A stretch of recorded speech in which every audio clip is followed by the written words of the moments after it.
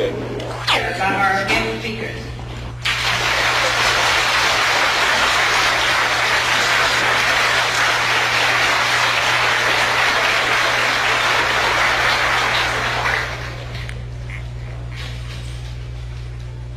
In the name of Allah, the Beneficent, the Merciful, to whom all praise is due, whom we forever thank for giving us the Honorable Elijah Muhammad as our leader, teacher, and guide. And I specifically, ladies and gentlemen, and brothers and sisters, open up like that because I am a representative of the Honorable Elijah Muhammad. And were it not for him, you and I wouldn't be here today.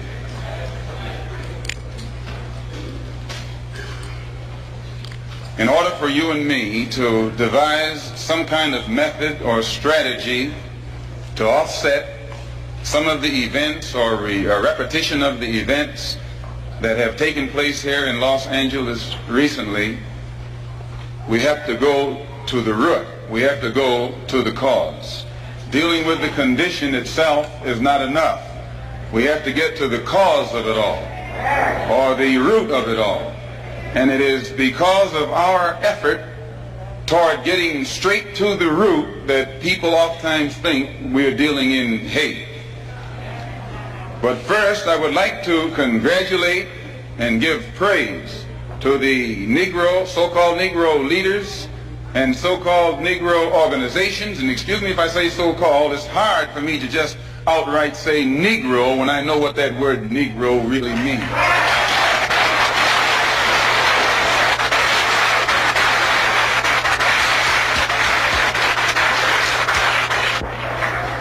The person whom you have come to know as Ronald Stokes, we know him as Brother Ronald.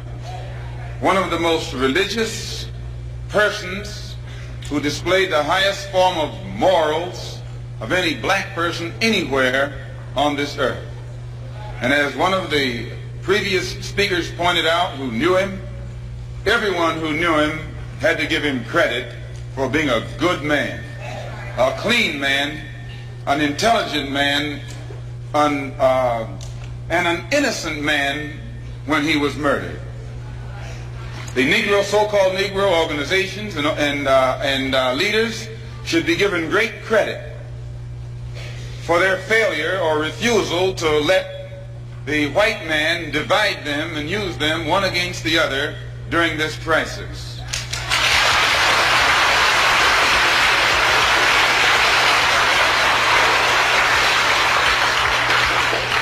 As Reverend Wilfred Wilson pointed out, I think it was 8 years ago today that the Supreme Court handed down the desegregation decision. And despite the fact that 8 years have gone past, that decision hasn't been implemented yet.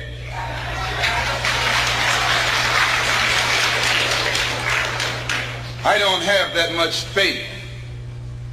I don't have that much confidence, I don't have that much patience, and I don't have that much ignorance to...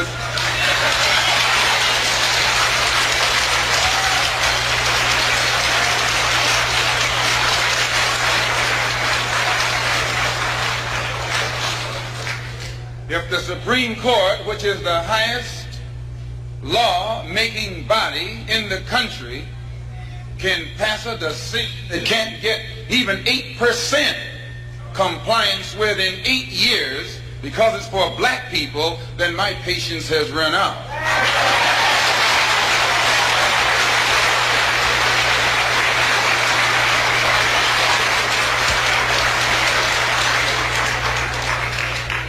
When black people who are being oppressed become impatient, they say that's emotional. Please, when black people who are being deprived of their citizenship, not only of their civil rights, but their human rights, become impatient, become fed up, don't want to wait any longer, then they say that's emotional.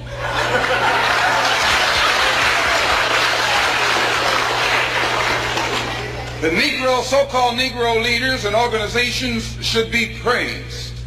They should be congratulated. They should be complimented. Because out of all of them combined, the white man has not yet found one who will play the role of Uncle Tom.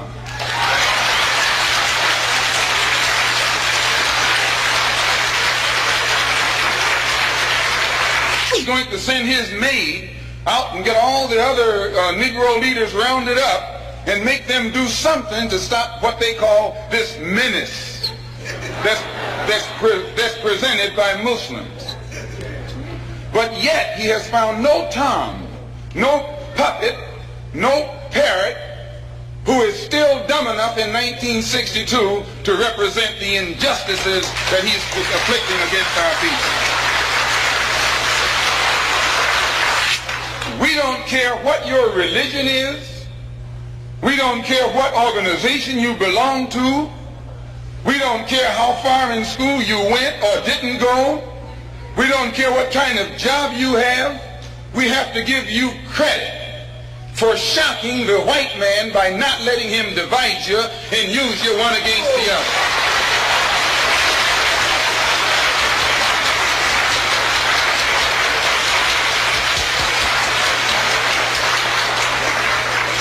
In the past, the greatest weapon the white man has had has been his ability to divide and conquer.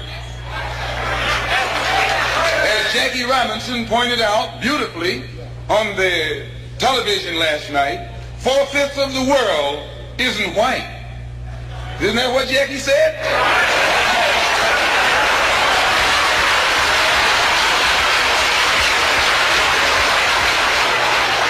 And if 4/5 of the world is dark, how is it possible for 1/5 to rule, oppress, exploit, dominate, and brutalize the 4/5 who are in the majority? How do they do it? Divide and conquer. If I take my hand and slap you, you don't even feel it. It might sting you because these digits are separated. But all I have to do to put you back in your place is bring those digits together.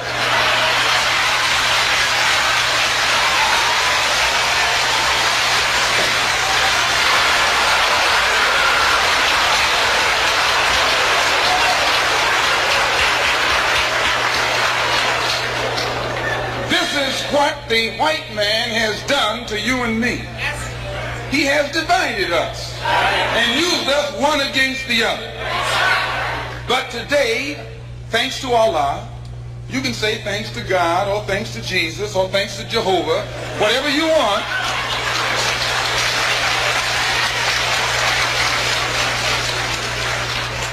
But as a follower of the Honorable Elijah Muhammad, we have been taught to say thanks to Allah. And that's what Jesus said. Jesus called on Allah. He said, Allah, Allah, lama asabachthani. I believe what's good for Jesus is good for you. If Allah was good enough for Jesus to call upon, I think he should be good enough for you to call upon. Since the so-called Negro community has shocked the white man by resisting all efforts to divide us, I think that you and I should continue to shock him by staying and working together in unity. Despite religious, political, economic, or educational or social differences, let us remember that we are not brutalized because we're Baptists. We're not brutalized because we're Methodists. We're not brutalized because we're Muslims.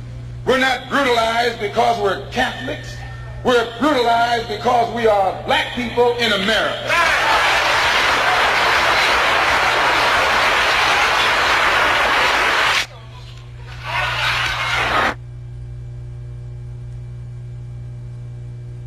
Negroes don't like to act emotional, you know. They think that that's not being intelligent. Here your mother is being raped and you're not supposed to be emotional. Your women, please, your women can't walk the street without some cracker putting his hands on her, then you're not supposed to be emotional.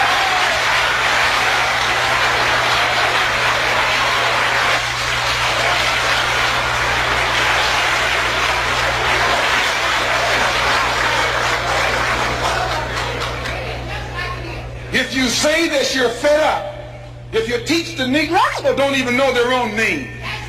Why? Because he took it away from them. Please, please. 20 million black people don't even know their own language. Why? Because he took it away from them. 20 million black people who don't even know the history of their ancestors. Why? Because he took it away from them. And if you try and tell them how thoroughly and completely they've been robbed, he says you're teaching hate.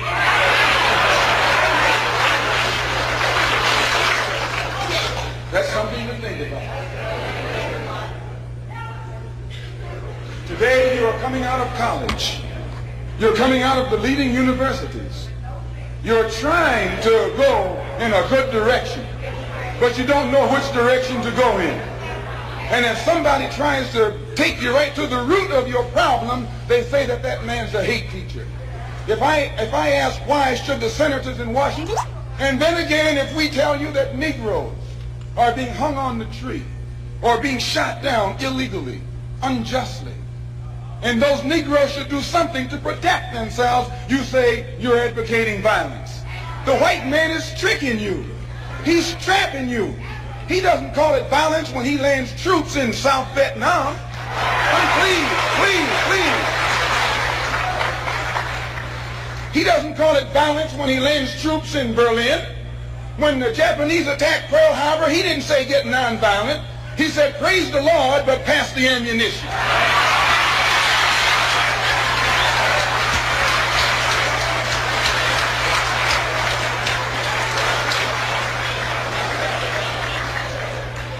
But when someone attacks you, when someone comes at you with a club, when someone comes at you with a rope, when someone comes at you with a gun, despite the fact that you've done nothing, he tells you, suffer peacefully. Pray for those who use you despitefully. Be long-suffering. And how long can you suffer after suffering for 400 years? So I just want to clear up that little point right there, because he says that we play on your emotions. And when you turn on your television tonight, or your radio, or read the newspaper, they're going to tell you in that paper that I was playing on your emotions. Imagine you, a second-class citizen. That's not getting emotional, it's getting intelligent.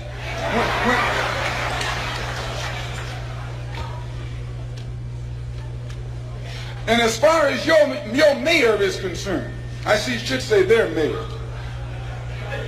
a man named Yorty, who has been slandering the Muslims, a professional liar,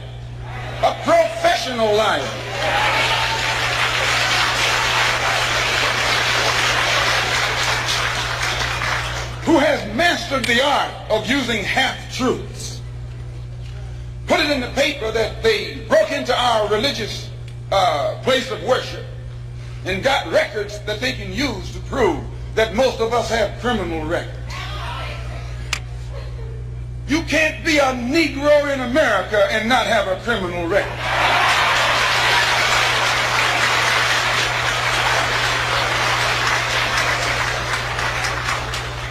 Martin Luther King has been to jail. Please. James Farmer has been to jail. Why, you can't name a black man in this country who is sick and tired of the hell that he's catching who hasn't been to jail.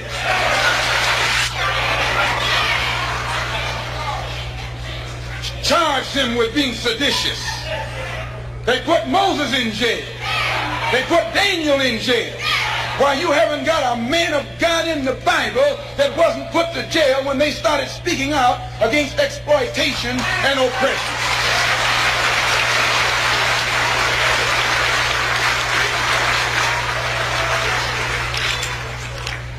They charged Jesus with sedition. Didn't they do that? They said he was against Caesar. They said he was discriminating because he told his disciples, go not the way of the Gentiles, but rather go to the lost sheep. He discriminated. Don't go near the Gentiles, go to the lost sheep. Go to the oppressed. Go to the downtrodden. Go to the exploited. Go to the people who don't know who they are, who are lost from the knowledge of themselves, and who are strangers in a land that is not theirs. Go to those people. Go to the slaves. Go to the second-class citizens. Go to the ones who are suffering the brunt of Caesar's brutality. And if Jesus were here in America today, he wouldn't be going to the white man. The white man is the oppressor. He would be going to the oppressed. He would be going to the humble. He would be going to the lowly. He would be going to the rejected and the despised. He would be going to the so-called American Negro.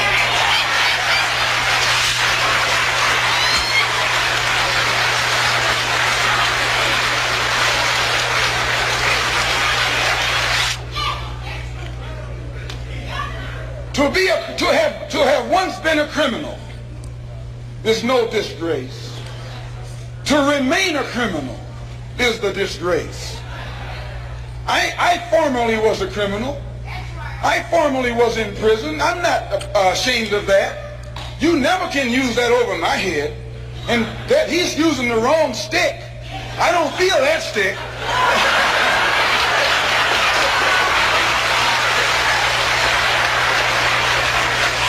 I went to prison because I believed in men like Sam Yorty. I went to prison because I trusted men like Sam Yorty. I went to prison following the philosophy of men like Sam Yorty. But since I've been following the Honorable Elijah Muhammad, I have been reformed, and that's more, please. That's more than Sam Yorty and Chief Parker and all these other white politicians have been able to do with the inmates in the prisons of this state. They should give Mr. Muhammad credit. They should give Mr. Muhammad credit for reforming and rehabilitating men whom they have failed to reform and rehabilitate.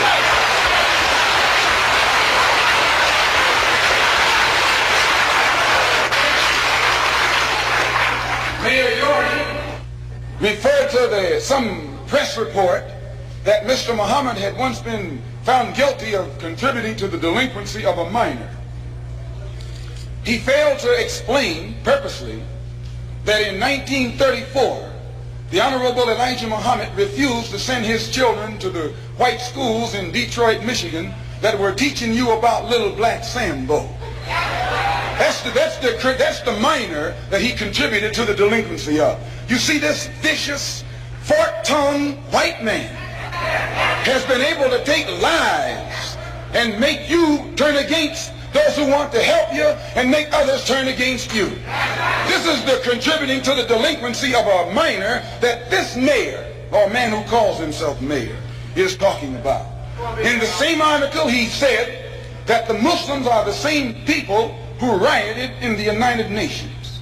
Someone should pull his coat and let him know that at the present moment, there are $6 million worth of suits leveled against two of New York's leading newspapers for making the mistake of charging the Muslims as being involved in those United Nations riots. We were not involved. And if this fork-tongued man who calls himself your mayor had taken the time to find that out, he wouldn't be walking into the trap that he's letting his ignorance lead him into.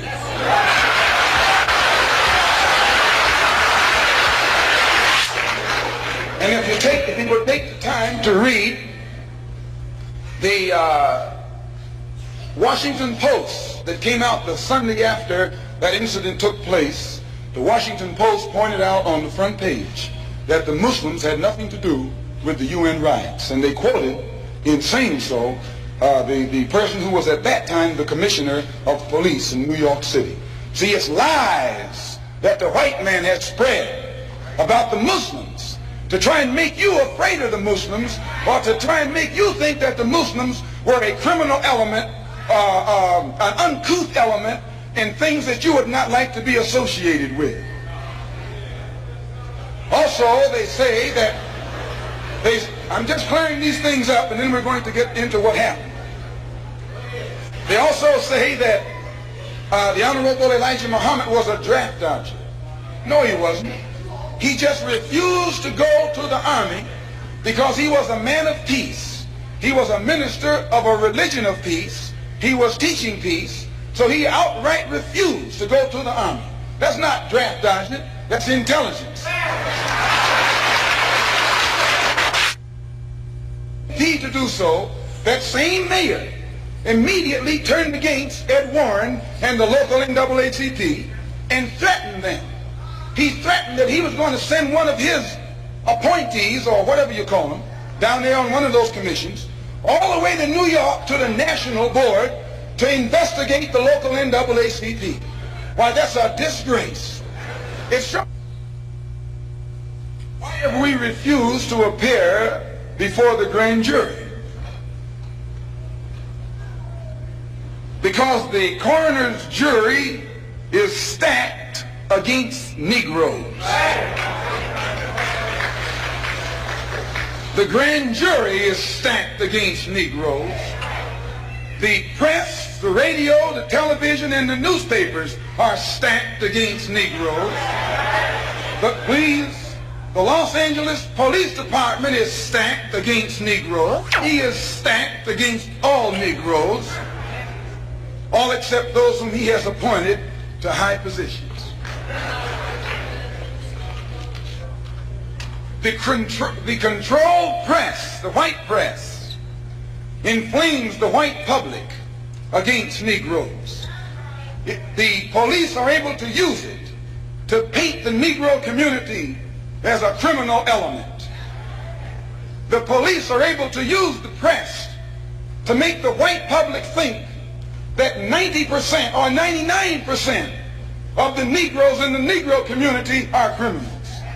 And once the white public is convinced that most of the Negro community is a criminal element, then this automatically paves the way for the police to move into the Negro community, exercising Gestapo tactics, stopping any black man who is on the sidewalk, whether he is guilty or whether he is innocent, whether he is well dressed or whether he is poorly dressed, whether he is educated or whether he is dumb, whether he's a Christian or whether he's a Muslim. As long as he is black and a member of the Negro community, the white public thinks that the white policeman is justified in going in there and trampling on that man's civil rights and on that man's human rights. Once the police have convinced the white public that the so-called Negro community is a criminal element, they can go in and question, brutalize, murder unarmed, innocent Negroes, and the white public is gullible enough to back them up. This makes the Negro community a police state. This makes the Negro neighborhood a police state. It's the most heavily patrolled. It has more police in it than any other neighborhood, yet it has more crime in it than any other neighborhood. How can you have more cops and more crime? Why? It shows you that the cops must be in cahoots with the criminal.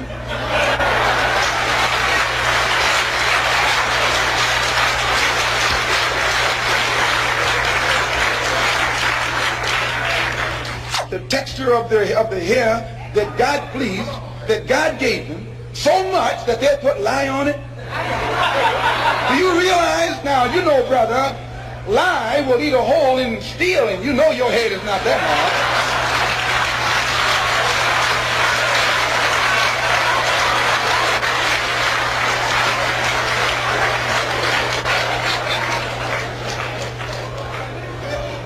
Who taught you, please, who taught you to hate the texture of your hair? Who taught you to hate the color of your skin to such extent that you bleach to get like the white man? Who taught you to hate the shape of your nose and the shape of your lips? Who taught you to hate yourself from the top of your head to the soles of your feet? Who taught you to hate your own kind? Who taught you to hate the race that you belong to? So much so that you don't want to be around each other. No, before you come asking Mr. Muhammad, does he teach hate, you should ask yourself, who taught you to hate being what God gave you?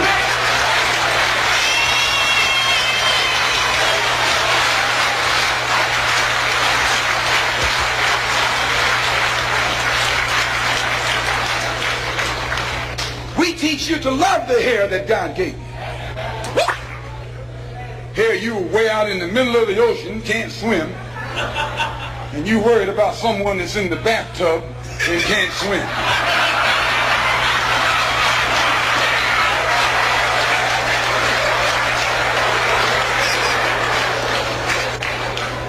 Why?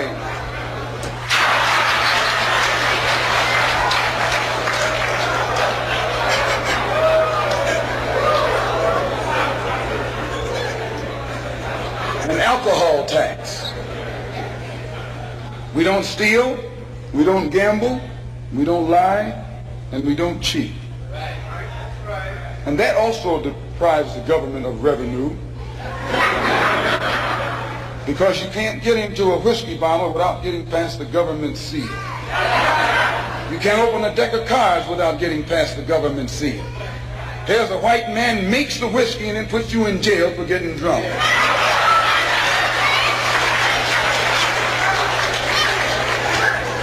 He sells you the cards and the dice and puts you in jail when he catches you using them. So he's against us because we fix it where he can't catch you anymore. We take the dice out of your hands and the cards out of your hands and the whiskey out of your head.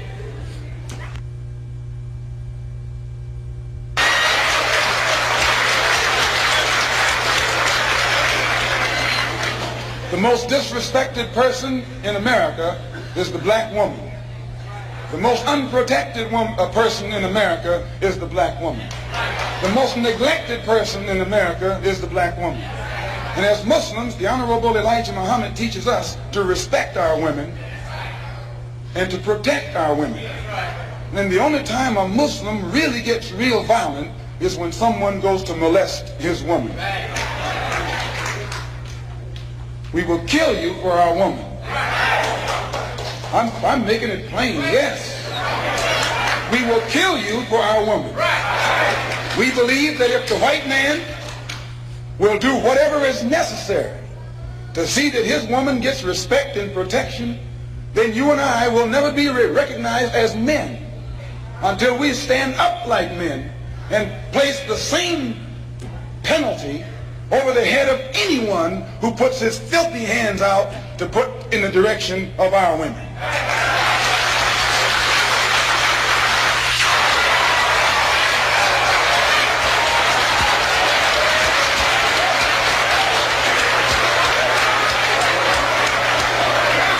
Black people in America, we respect them, but we want them to respect us. We think that the law should respect the Negro community. The law should protect the Negro community. The law should approach the Negro community with intelligence if it expects the Negro community to react intelligently. So the Honorable Elijah Muhammad teaches us to always avoid anything that smacks of disrespect for the law. And if the police department tells the truth, they will have to admit that they have never had any experiences with Muslims that have ever been anything other than honorable unless they themselves come at us in a dishonorable way. The Los Angeles Police Department has no case against the Muslims. It has no case against these brothers whom they shot down. And because it has no case, it's trying to create a case. It's trying to manufacture a case. And therefore they set up a grand jury hearing of the case so that they could hear it behind closed doors, and after hearing what we have to say, then build their particular strategy or defense against the actions that they committed on that April the 27th.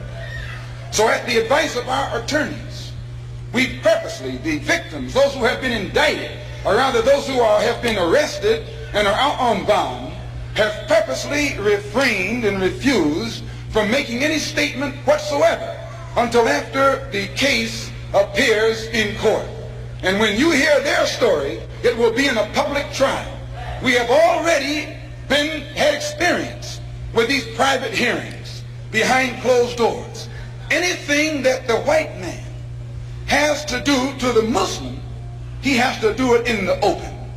He has to do it in public, or he has to put every single one of us behind bars for the rest of our lives.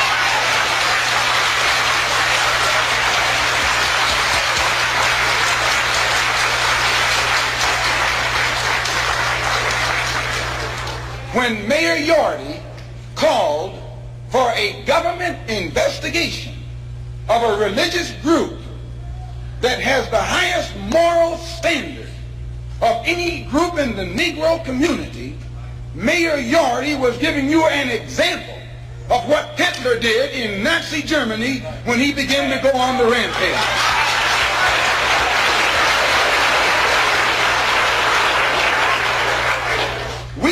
We have confidence that the white public and the black public, if they hear our case, if they hear and have access to the investigation, will never be fooled by this phony setup that's stacked from the top all the way down. And if you doubt it, when you leave home tonight, when you go home tonight, look for the press. I'd like at this time to call forth these brothers who were arrested. The brothers who were arrested, come up here behind these chairs, please.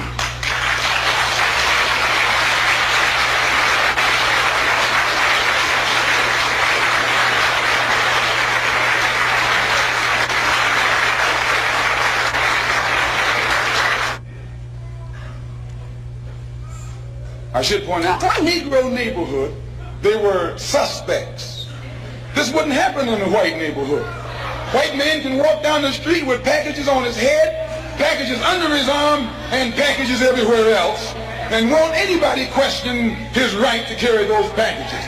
But a Negro is suspect because the press makes you suspect. Yes, the white press makes Negroes suspect. What do you got? All the information you need, officer. And the officer made one stay at the rear of the car and the other go to the front of the car. And while he was taking the one to the front of the car, the polite attitude, the humble air, the submissive, intelligent, peaceful spirit that he unexpectedly found in this Negro infuriated him. And he began to, he told the brother, put down your hands. Brother was talking, he's not a criminal. A man has a right on the sidewalk to talk with his hands. Put down your hand, don't talk with your hands. And when the brother continued to gesture with his hands, the officer grabbed his hand, twisted it around behind his back, flung him up against the car, and then that's when hell broke loose. That was when hell broke loose. A struggle ensued. Shots were fired by the police and by a Negro door shaker.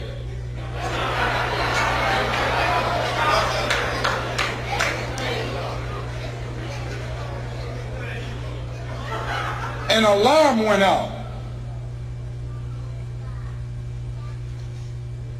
When the alarm went out, instead of the police going to the place where the incident occurred, the police went 1 block away to the temple.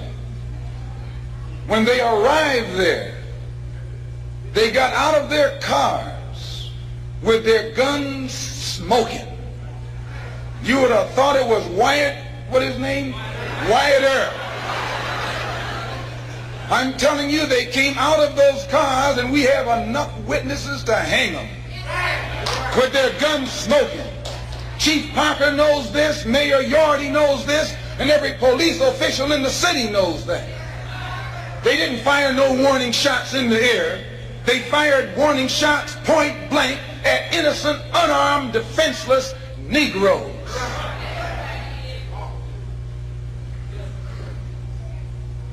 As I say, 2 of the brothers were shot in the back. Another was shot in the shoulder. Another was shot, 2 of them were shot, excuse the expression, through the penis.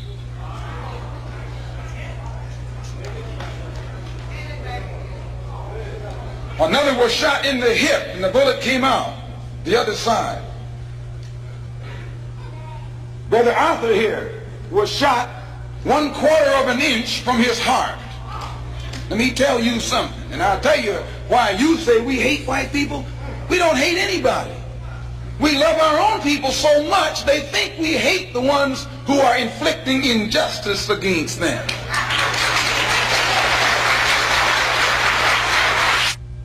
Man who has been shot, the bullet having passed a quarter of an inch through his heart.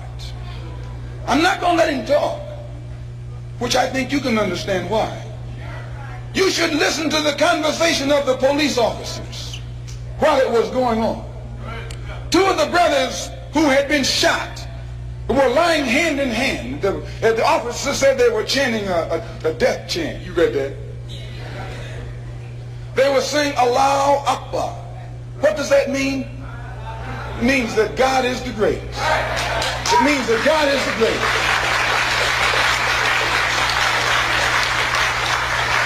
Understand, this that the white officer called a death chant was a prayer. They were praying when they were shot down. They were saying, Allahu Akbar. And it shook the officer up because they haven't heard black people talk any kind of talk but what they taught them.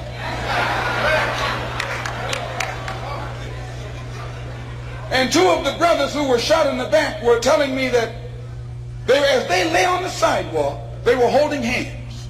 They held hands with each other, saying Allahu Akbar. And the blood was seeping out of them where the police bullets had torn into their insides.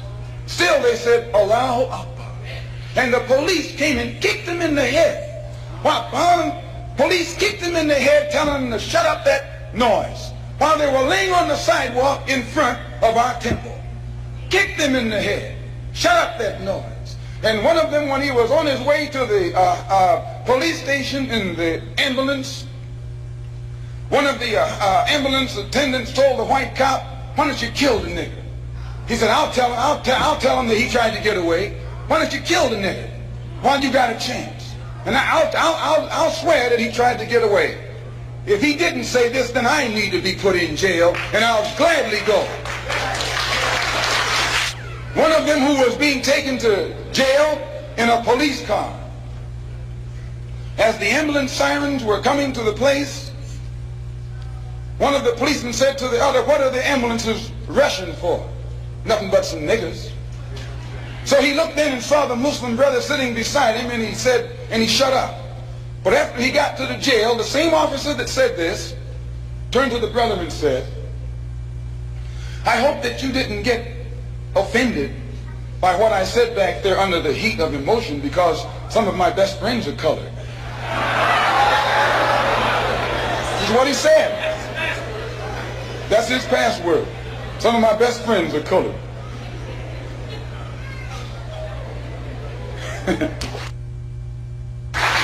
And I, for one, as a Muslim, believe that the white man is intelligent enough. If he were made to realize how black people really feel and how fed up we are without that old compromise and sweet talk, why, you're the one that make it hard for yourself. The white man believes you when you go to him with that old sweet talk, because you've been sweet talking him ever since he brought you here. Stop sweet talking him. Tell him how you feel. Tell him what kind of hell you've been catching, and let him know that if he's not ready to clean his house up, if he's not ready to clean his house up, he shouldn't have a house. It should catch on fire and burn down.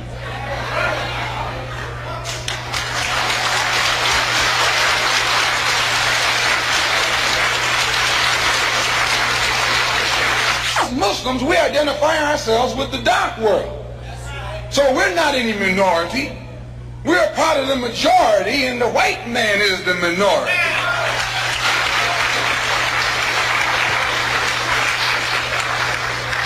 You have to know this to understand us. We don't think any odds are against us. We don't fight a battle like the odds are against us. Why, the whole dark world today is in unity. It's one. If you don't think so, look at the United Nations. When the dark world votes, they vote as one. They get the colonialists out of Africa and out of Asia, telling them to get out. They don't have any nuclear weapons, but they got a solid united voice, and their unity alone is sufficient to drive the oppressor and exploiter of their people out of their own country. You and I need to learn a lesson from that right there. In the UN, the dark world consists of Buddhists, Hindus, Shintoists, Taoists, Christians, Muslims, everything. But they're together. They forget their religious and political differences. They think as one. They move as one against a common enemy. And out of Algeria, he's going. Don't think he's not going. He's going. They're getting him out of Angola, out of Tanganyika, out of Angola, out of Uganda, out of Kenya. He's going from South Africa too. He hasn't got long to be there. All over this earth, got people who have been oppressed and exploited by those who are not their own kind, strangers, are coming together to get the oppressor off their back. You and I learn a lesson from that. We are oppressed. We are exploited. We are downtrodden. We are denied not only civil rights, but even human rights. So the only way we're going to get some of this oppression and exploitation away from us or aside from us is come together against the common enemy.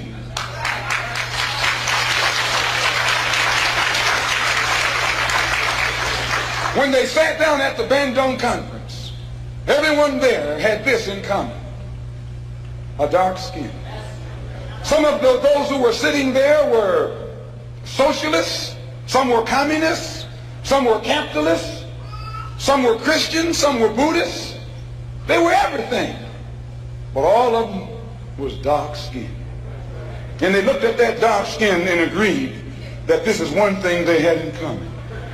Well, forget that you're a Methodist. Forget that you're a Catholic. Forget that you're a Protestant. Forget that you're a Muslim. Remember that all of us are black and we're catching hell from the same man, and we have to unite to get him off our back. Today, Allah blessed us to collect